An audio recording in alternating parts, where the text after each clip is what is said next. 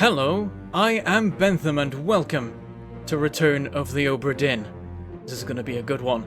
I've been waiting for this game for years, 3 to 4 years I think, since I first learned it was being made and immediately was super excited about it. This is created by Lucas Pope, the creator of Papers, Please. This is his next game and he's been working on it basically the whole time since Papers, Please came out.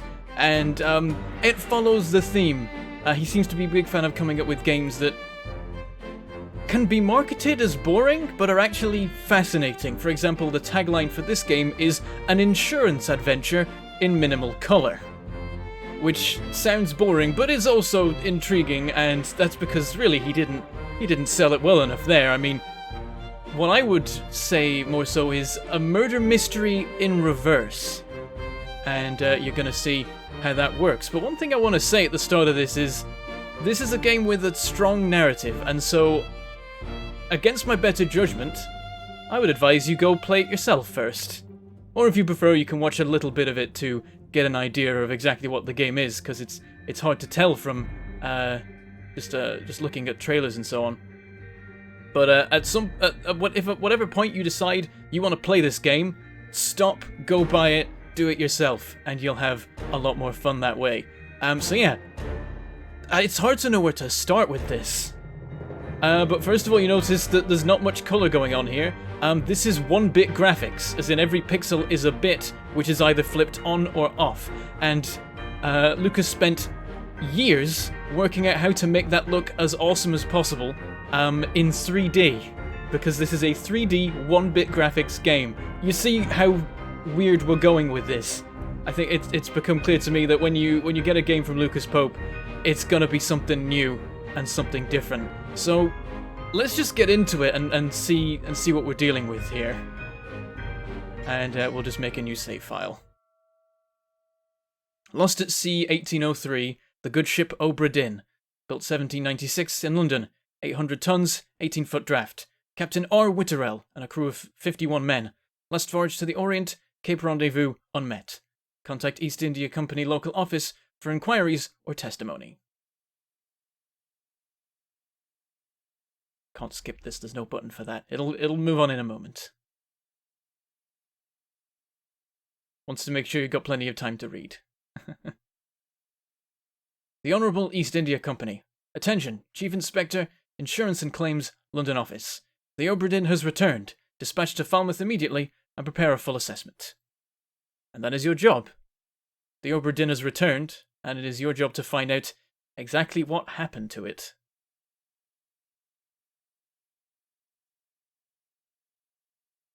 It is a ghost ship that has floated into the bay.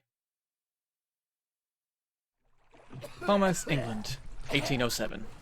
Company man woke me up. Said you'd need ferry to the Obra Dinn. Not many eager for that job. Seems a bit late if you ask. I didn't. What's in the box? I don't know. Hoist it up in a few minutes. Hey! How? Carefully.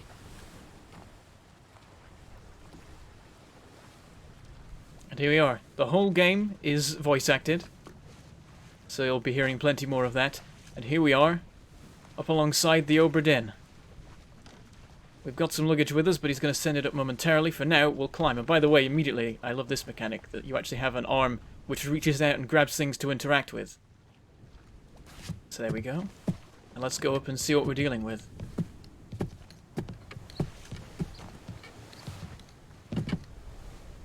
The Obra Dinn. It's seen better days, but it's seen worse ones as well. And we can take a moment to have a wander around and look at the state of the ship. The sails aren't great, but then that's to be expected. It's been missing for 4 years. And I'm wondering what that is out there. Strange twinkling in the distance. Not a reflection or anything. Very strange. But yeah, 3D, 1-bit graphics. Making very good use of dithering, which is a method of having intermittent pixels to sort of generate gradients of color and that sort of thing, or attempt to. So there's a sort of monochrome sort of thing going on. Also, the color is an interesting thing because you can actually change it. If we go into the menu for a moment, you can choose what monitor this game is played on. Currently we're on a Macintosh. We could switch to an IBM 5151, a ZVM 1240, a Commodore 1084, a different kind of IBM, an LCD monitor, or we can go back to Macintosh. I'm going to stick with Macintosh, I guess, because that's the default.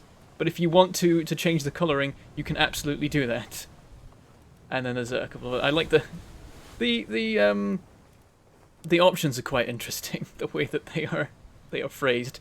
If you go very high mouse sensitivity, you will get a parody of Control and stuff like that.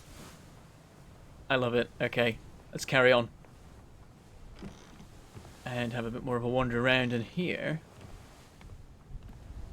we see our first lost soul, and so it's not like the that one ghost ship that had nobody on it. It seems that people died here, and this guy was left unburied at sea. He's just died out here on the deck and not been dealt with. And that is the only body we see up on the deck. What exactly happened there? It's been dead a while, it seems. Now let's see if this guy has anything to say. Oi! There we go. It's too heavy! Yep, he can't lift it. We'll have to go help him.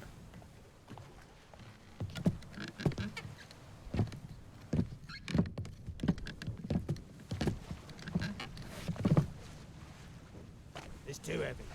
Take it yourself or open it here. Bring some rope or something. Come on, you could have easily hoisted it up. Alright, we'll open the box ourselves. And in it we find a book.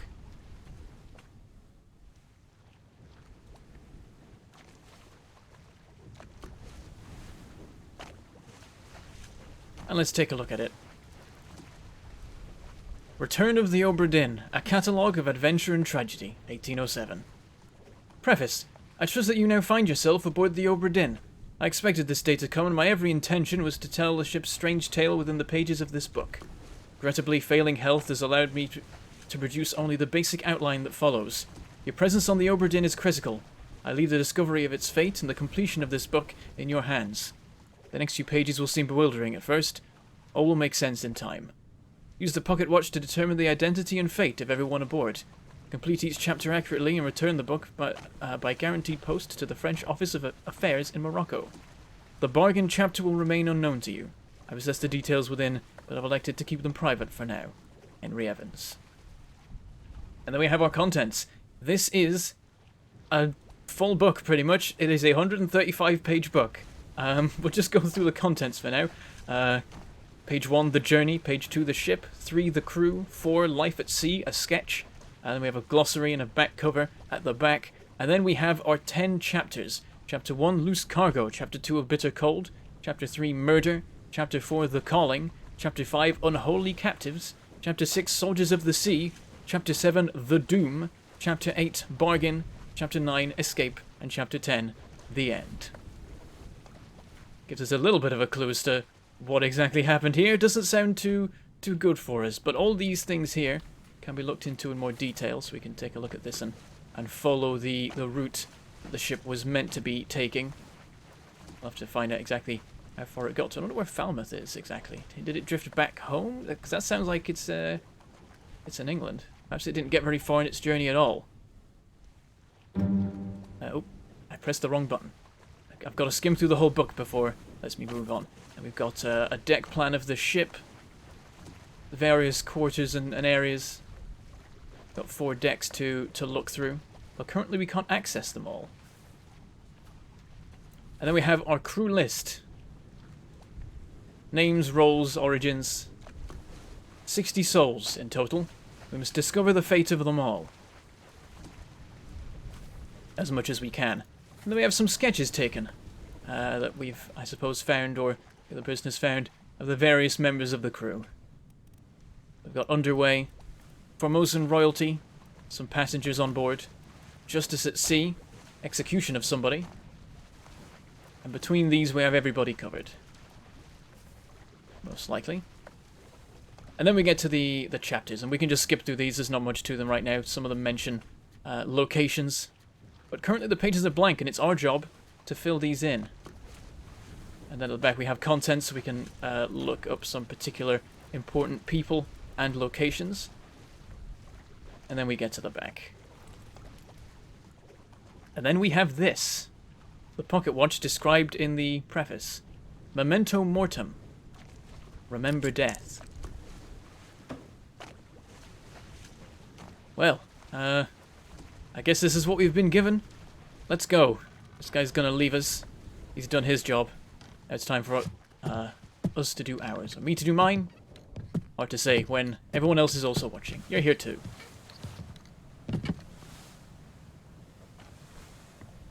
And now, let's go take another look at this corpse here. The only clue we have as to what we can do. Currently we can't go any further. These doors are locked. Or perhaps jammed. These ones here work. We open them, just some empty quarters. These are the passengers' quarters according to the deck plan. Same on this side. Slight bit of disruption here, but that could have just happened from the stormy seas at some point. But through these doors are some more of the passengers' quarters and also the captain's quarters. We can't reach them right now. We also can't go down to the lower decks. All we have is this body. And this watch. I wonder what happens if we open it.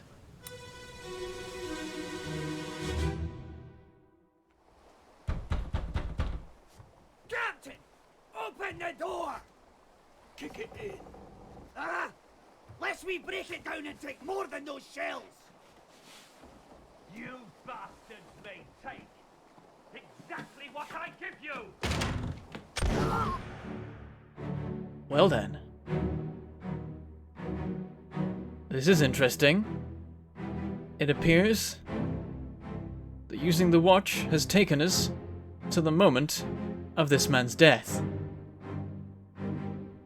And also gave us a little bit of an insight into the moments before. So we find ourselves in this strange, shadowy place, or I guess light-filled place. There's a strange door over here, currently closed. It seems that this man, who by the sounds of it is the captain, has shot this man here. So now we have some information about the death, and also a motorbike going past in the sea. You know, those sea motorbikes. Terrible thing they are. So we know how this man died, but we don't know who this man is, and that's what we need to work out. There's just some other people around here, someone up here making their way up this ladder, but it seems that our time is up.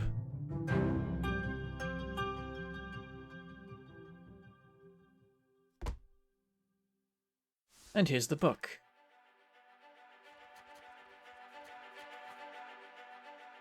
And we start at the end. Somewhere close to Madeira, near to the Canary Islands, is where chapter 10, the end, takes place. And here's the information that we've gathered from witnessing that death. So, outside the captain's quarters, who is this and how did they die? Well, if we open this up, we don't know who this person is, but we do know their fate. So let's change this. They were shot with a gun by, I'm going to guess, the captain, judging by the fact that they hammered on the door and shouted "Captain," and then a man walked out and shot them. And that is the purpose of this game, to discover the fates of each of the people that died by watching their deaths. And funnily enough, the issue we have right now is that we know exactly how this man died, but not who he actually is. It's a murder mystery in reverse. In fact, it's a series of murder mysteries. We can look at various different things. We can have a transcript of what exactly happened, what exactly was said before they died. We can look at the location where we were standing and where he was shot, it seems. Perhaps that's where his body was left and where he was shot. Fell back a small distance in the process. No other notes on the rest of the ship, of course.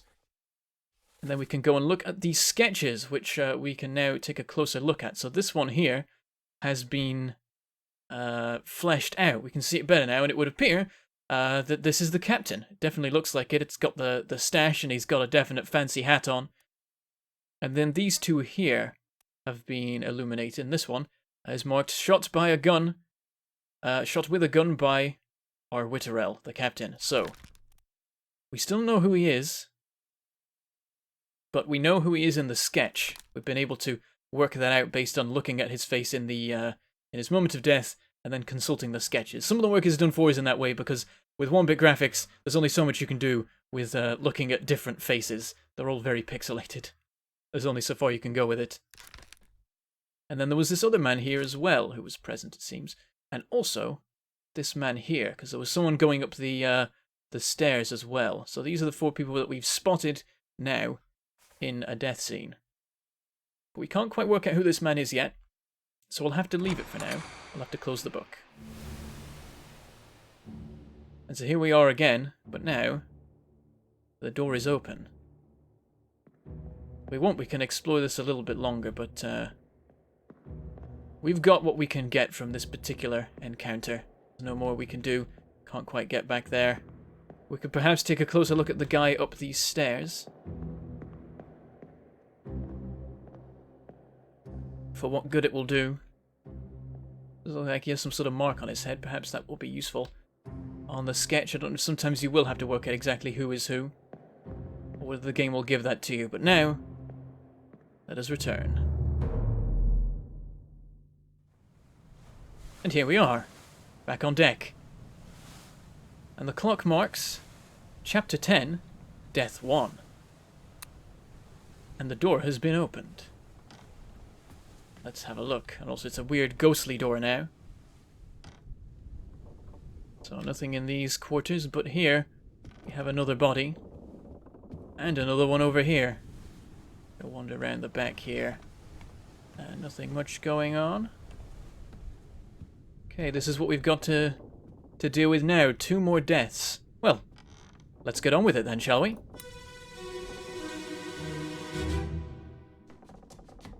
Where are they? Must be in here someplace. They're at the bottom of the sea. That's a lie.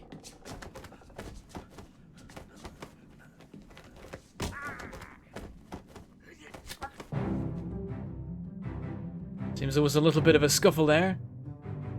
And then the captain has killed this man here with a knife. Though he has been stabbed in the process. That's not good news for him. Out here we can find the man from before, now definitely dead. And his corpse was never moved. Good indication that this is indeed the end of the story. And here is this guy now making his way down. Is he gonna... He looks like he might miss, to be honest. But no, he's gonna make it. We'll see him in a moment. There was another corpse after all. So it seems he lost the pistol. Well, it only had 1 shot anyway, I suppose. Perhaps hadn't reloaded it yet. And yes, now we need to work out who this guy is. We at least know how he was killed.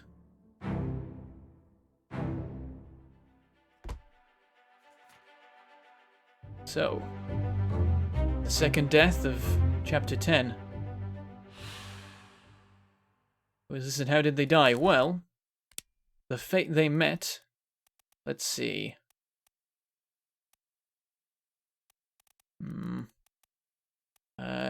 Knifed would perhaps be the right way of... Yes, I suppose it's knifed. He was knifed by the captain. He's getting quite the kill count so far. We don't know who this man is yet. Ah, but if we click, person's face appears blurred throughout the book. This blurring indicates that you don't yet have sufficient information to determine their identity. Their fate may be known and can be entered now. Trying to name them while their face is blurred would be unproductive. Carry on and pay attention. Faces will become unblurred when the information necessary to identify them has been revealed in some way. There we go. That's what I get for not clicking on it at the beginning. Memories where this person appears can be navigated to from here. This soul appears in 2 memories. First memory Page 196. Oh, okay, fine. Bookmark all memories where they appear for quicker navigation.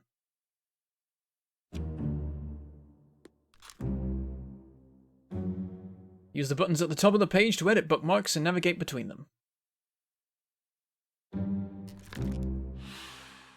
And there we go. So there's the little tutorial that you get if you actually click on the things.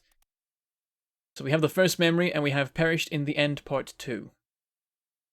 We can show them on the deck map, but we can go to the memories themselves. And they're in the Justice at Sea sketch. They are this man here, part of shooting whoever that was. Interestingly.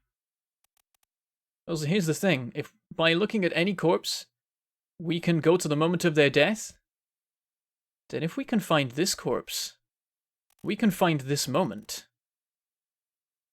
And we can find everyone who's here. So this man was knifed by our ritual. That's all we know so far. We'll have to see what more we can learn. But right now, that's all we have. Two others are present. The captain, and this man over here, who's about to leap down and attack the captain. And of course we have the transcript.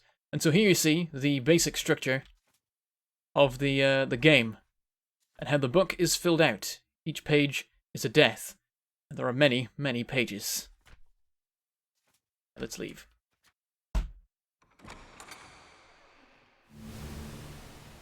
And here it's time for us to make our exit again. Door's in the same place. Let's go. And by the way, I love the music in this. And here we are. Chapter 10, Death 2. Does a button prompt come up there, or am I just mad? I might just be mad. But here is the next one. Let's get straight into it.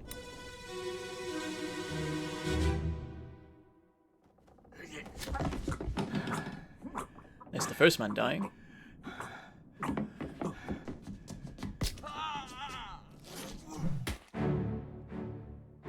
And here's the next man. So it seems that the captain is still alive, and this is the one who threw a quite brutal blow to the head. Ouch. Died. Oh, I got a prompt. What was the prompt? Aha! Zoom. I can take a closer look. Ah. And then I can identify exactly who they were in the sketch. Excellent. I can do the same for the captain. Excellent. And also, the door has opened over here. And we see another body. Perhaps that's the next one we're going to reach. But that's all we can do here. It appears he was clubbed with a spear. I suppose this is the best way to do it. And it's always cool, of course, when someone kills a man with a weapon he was just stabbed with. Well, he still has that knife in him.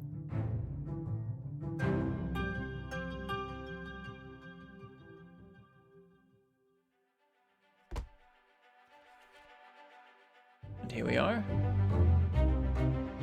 The next corpse, the one in the top sketch. Still can't tell who they are, but we know that they were, I imagine, clubbed.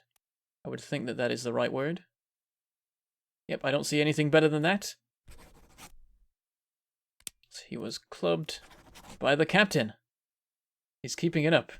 Guy's now present in 3 memories. 2 more, including this one here.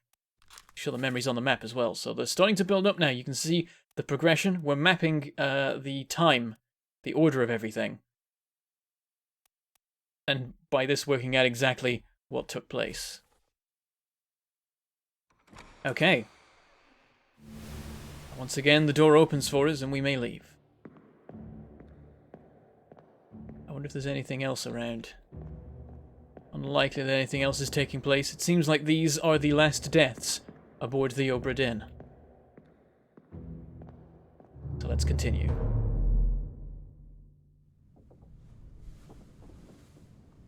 And that was Chapter 10, Death 3. And now, this door is open, and we find another corpse. And also, this one. Right where it was left. Let's go with this one first.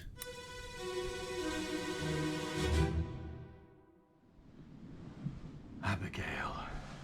Abigail. Your brother Abigail's My brother, okay. friend. We're building up I some shot names him. here. Dead. I'll be with you soon, my love. Please forgive me for everything.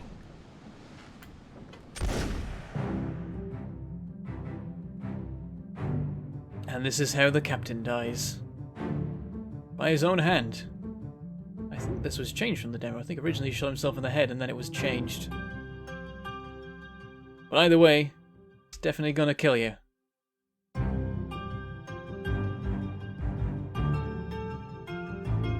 So that's pretty easy then. Now we know this person is Abigail, and we also know that Abigail's brother, who presumably shares the same surname, was shot. And so we know that this man must be the brother of Abigail. And so now we can start working out the names of some of these victims. I mean, we're going to know the name of this one.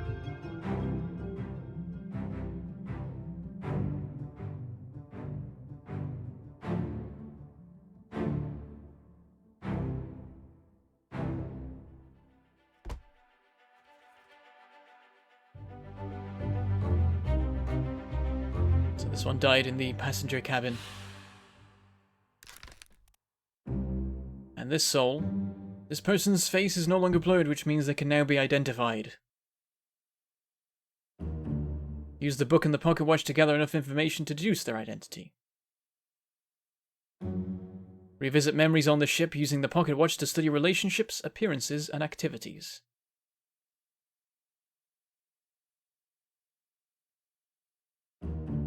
Use the book maps, crew manifest, and artist sketches, pages 2 to 4, along with the individual conversation logs to find clues about names, relationships, appearances, and roles.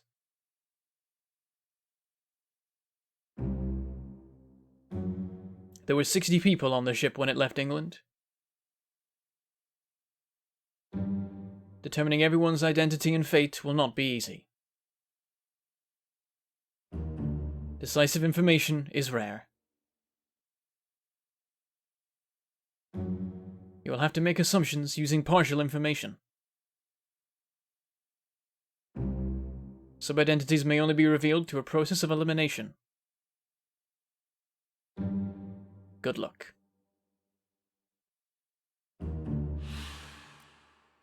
So, this one we know.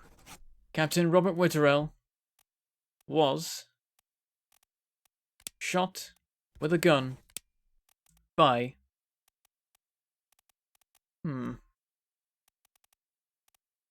Perhaps I picked the wrong one then. Unknown enemy and beast don't work. Unknown officer isn't correct. Perhaps I've made a mistake.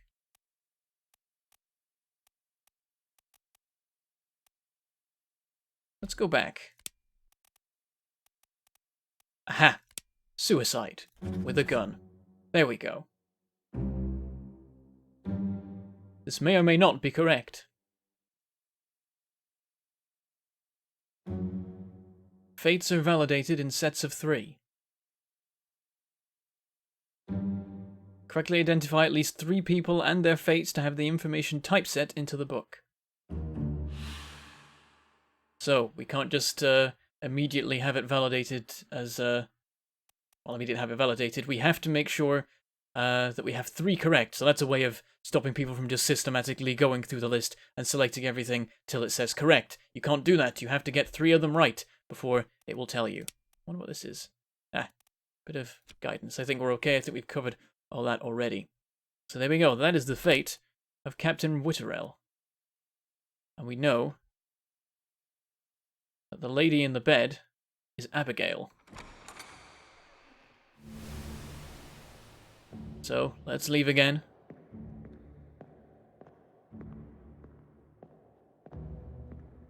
And there is one more part of the book we can fill in before we move on, so perhaps I will do that now. Give me another opportunity to fill the book in. Oh.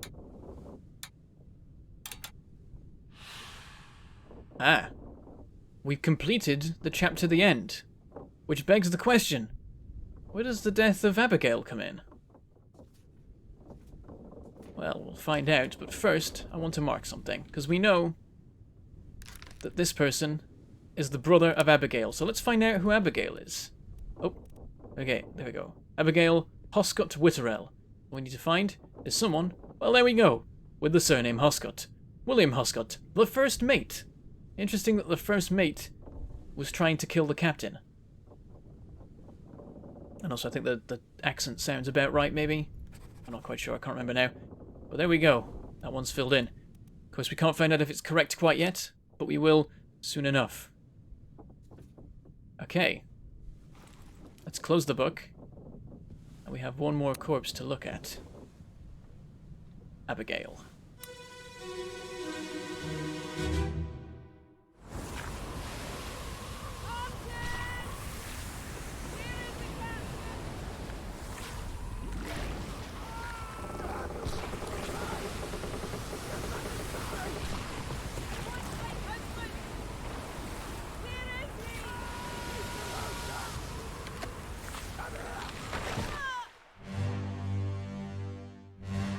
Well, it seems she was killed in a storm by a falling mast or something of the like.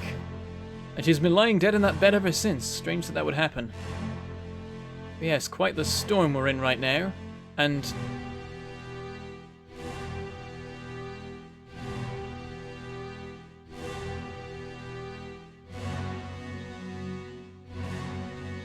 well then. Not just a storm. In fact, far, far worse. And it seems this may be how many people aboard this ship died. And also, seeing as this is our purpose, I believe this man here must be Martin. Let's make sure to remember his face. We have some of the passengers cowering in fear, quite rightly so. As the crew is murdered by what appears to be the Kraken.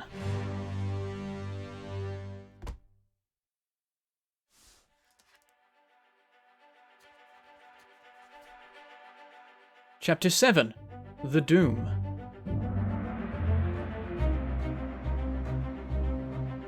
This one is further south, strangely. The corpse was moved post-mortem. Others were present. What was this and how did they die? So we've learned a few more people. This man was in fact present, it seems, during the attack, so he survived it. And then we have these women here. I wonder what their role is on the ship. And then we have various different crew members. That appears to be Martin.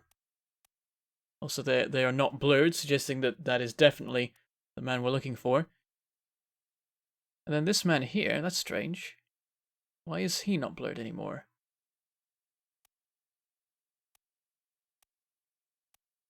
Everyone else still is, but I don't remember anyone else's names being spoken. Interesting. I wonder how we're supposed to work that one out. But this definitely seems to be Martin. And in fact, I can name him as such. Martin Perrott, the third mate. I'm going to do that, because now I've suddenly realised that that is an option, and I should have been doing that before. I'll have to go and sort that out for the other people. Well then. Well, we know who this is. This is Abigail. Wife of the captain and sister of the first mate. Sounds like a terrible plan, I'm going to be honest. Well. This is an interesting one. Struck, perhaps. Oh, by whose tail or wing? Never mind. That's not quite what we're looking for. That's just killed by sword. Not quite what we want. Fell is not quite correct. So perhaps crushed is what we're looking for. Crushed? Well.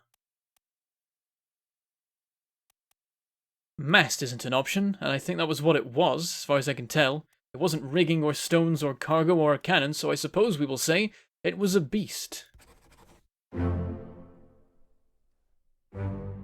Well done. 3 fates correct. And and so it is committed to type.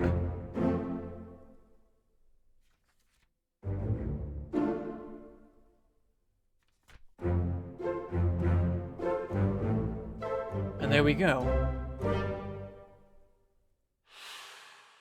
The first bit of progress in finding out the truth of the Obra Dinn.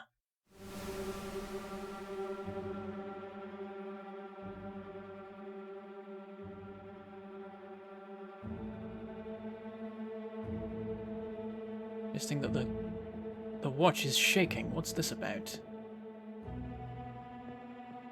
There's a man here trying to drag someone who is, you know, I think you're a bit too late there. Space for an action. What is this?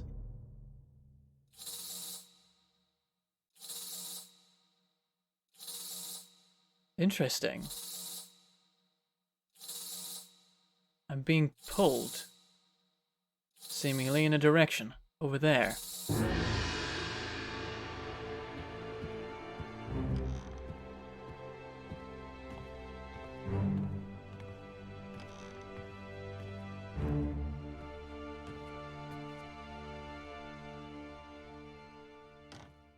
Well then. It appears that by travelling into the past at the moment of others' death, you can bring the deaths of others that occurred there into the present in ghostly forms, and you can find exactly how they died. Well, let's investigate this one then.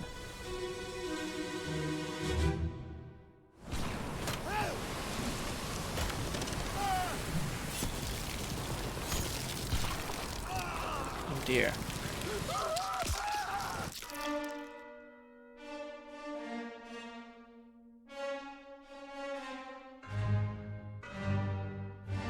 Appears it started further along the ship and moved towards the back.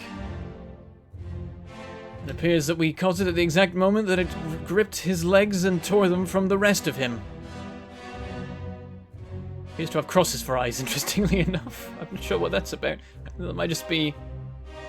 That might not be actually the case, it just looks like that. But we can see a couple people around. I don't know. Ah. This guy's asking for a gun. For what purpose, I'm not quite sure. To release the animals or something? Or is he going to attempt to attack the thing? I think we are way past that. We are definitely past that. Well.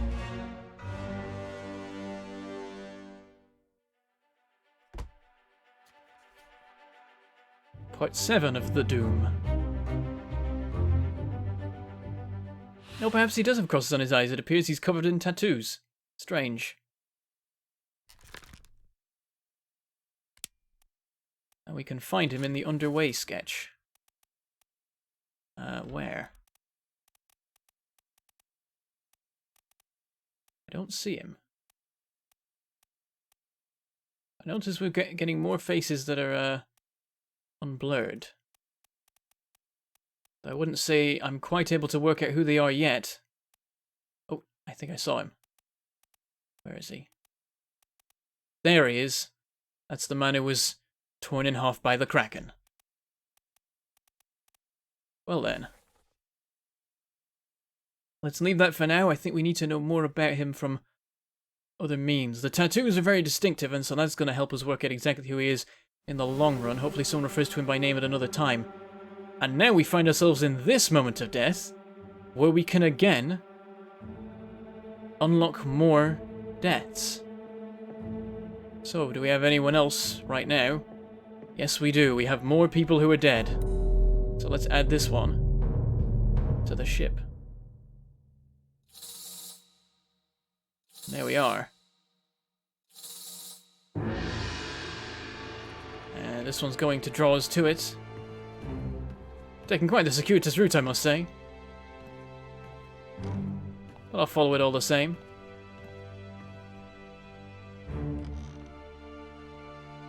And there we are. Left quite a mess, this one.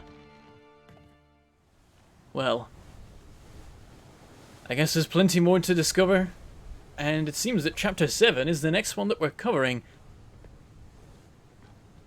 we're going to leave it for today, but this game is fascinating.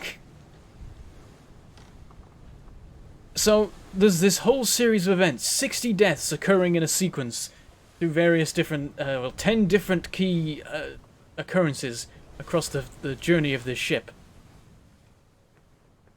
And we're experiencing this story completely out of order. We started at chapter 10, now we appear to be in 7, but I wouldn't be surprised if there's a way to just go completely sidestepping from this and into another chapter somewhere.